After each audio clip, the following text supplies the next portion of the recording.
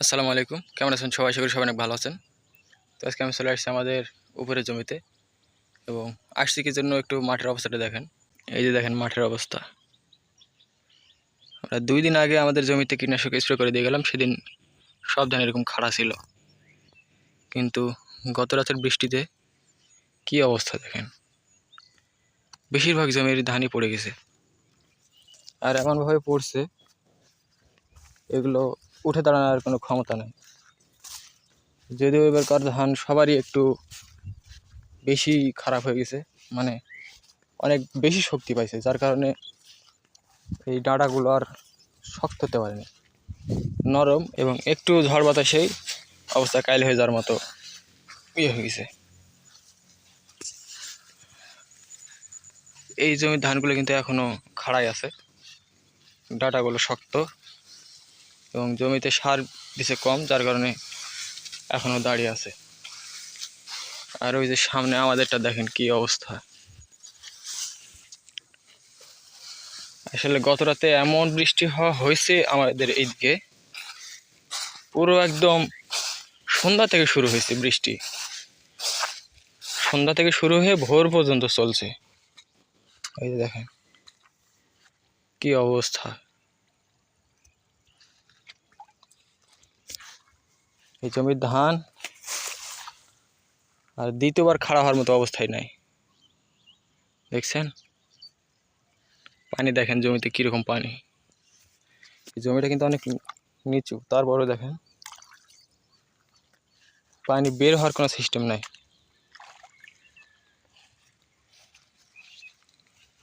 ভালোই ভয় পড়ছে।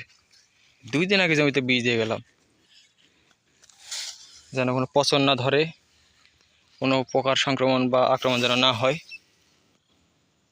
শেষ। যদিও ধান এগুলো পরবর্তীতে কী হবে সেটা জানি না। এখন ওই জমিতে গিয়ে দেখি কি অবস্থা, আর ওই জমিতেও তো যাওয়া হয়নি। যেহেতু এই জমি পড়ছে মানে এইটা পড়বে এবং ওই দিকে যেটা আছে ওইটাও পড়বে, এটা শিওর। আর আরেকটা বিষয় দেখেন, এই পুরো মাঠে শুধু আমি একা, কেউ নাই। এখন কিন্তু বেলা প্রায় 2টা বাজে, 1:55, 2টা বাজে। এই সময় আমি একা। তো আমাদের ওই জমির যে অবস্থা ছিল, এই জমির অবস্থা তার থেকেও খারাপ। খারাপ বলতে একদিকে ভালো যে সব একই সিরিয়ালে পড়ছে, মানে যদি ধানটা কাটতে হয় তাহলে ওই দিক থেকে শুরু করলে একদম ভালোভাবে কাটা যাবে, কিন্তু ওই জমির ধানটা অত ভালোভাবে পড়েনি।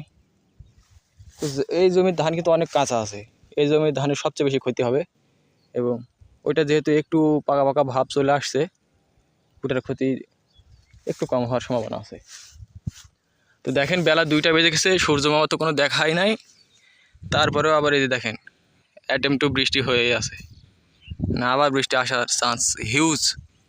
দেখেন শুধু মেঘের অবস্থা দেখেন, মেঘের এই অবস্থার জন্য কেউ কিন্তু জমিতে ধান দেখতেও আসেনি। আমি ঘুরতে ঘুরতে চলে আসলাম এবং আর মনে হয় না ওই জমিতে যাওয়ার মতো আর সময় থাকবে।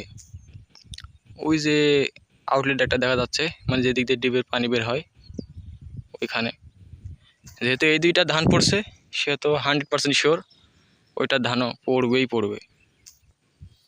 কারণ ওইটার ধান হচ্ছে এরকম এরকম টাইপের, এবং ওই জমির ধানটা ছিল আমার এরকম হাইটের ধান ছিল, যার কারণে পড়ার চান্স আরও বেশি।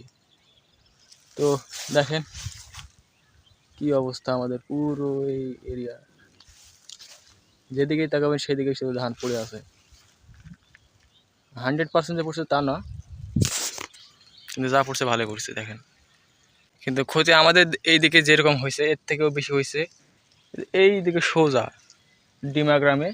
ওই ডিমা গ্রামে কিন্তু আমাদের এই দিকের থেকে আরও বেশি ক্ষতি হয়েছে। কারণ এই যে সব ধান দেখতেছেন এরকম ধানের উপর দিয়ে পানি যাচ্ছে, মানে ধান সব পানির নিচে এবং ধানের উপর দিয়ে পানি প্রবাহিত হচ্ছে, এবং যেমন তেমন না, এই যে প্রায় মাজাখানেক উপর দিয়ে পানি যাচ্ছে। এবং এর থেকেও বেশি ক্ষতি হয়েছে ওই যে ওইদিকে, মানে আমাদের এই দিকে বলে ঠাকুরমান্দা বিলের ওই দিকে।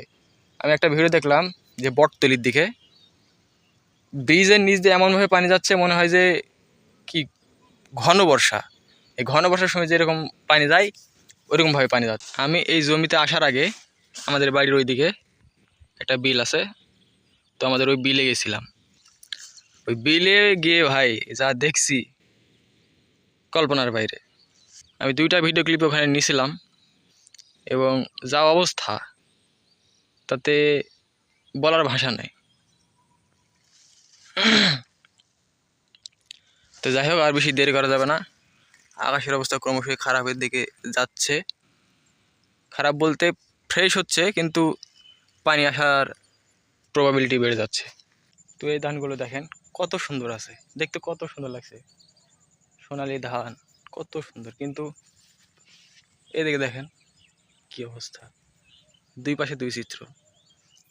এদিকে দেখলে মন জুড়ে যাচ্ছে, এদিকে দেখলে মন কেঁদে দিচ্ছে, এমন একটা অবস্থা।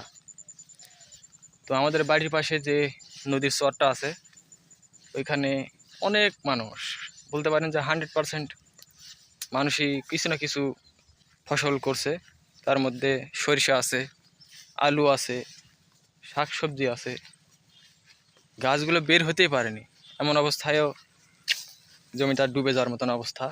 মানে পানির পরিমাণ এতটাই বেশি যে যতগুলো বীজ লাগানো হয়েছে 98 থেকে 99%ই মারা যাবে শিওর, মানে পচে যাবে বীজগুলো। এবং এই জমিটা এখন থেকেও যদি এই বর্ষাটা শেষ হয়ে যায়, মানে পানি যদি আর না হয়, তারপরে মোটামুটি 15 থেকে 20 দিন লাগবে শুকাতে।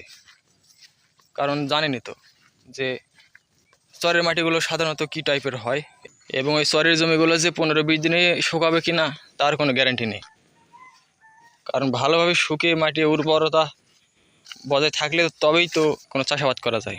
যেমন এইটা আমরা যখন 2 দিন আগে জমিতে কীটনাশক দিতে আসলাম, সেই দিন জমিটা পুরোপুরিভাবে তৈরি করা হচ্ছিল এবং কী যেন লাগাইছে এখানে। আমি তখন ছিলাম না, কিন্তু দেখলাম যে জমির কাজ চলতেছে। তো কী যেন লাগাইছে, যে এই জমিরও যদি কোনো বীজ টাইপ কোনো কিছু লাগিয়ে থাকে তাহলে শেষ, পচে যাওয়ার সম্ভাবনা 99%। যেদিকে তাকাবেন সেদিকে অবস্থা খারাপ। তো যাই হোক, আজকের ভিডিওটা এই পর্যন্তই। আজকের ভিডিওটা করার কোনো উদ্দেশ্য ছিল না, তারপরেও করলাম। তো সবাই অনেক বেশি ভালো থাকবেন, দেখা হবে পরবর্তী কোনো ভিডিওতে। ততক্ষণ আল্লাহ হাফিজ, আসসালামু আলাইকুম।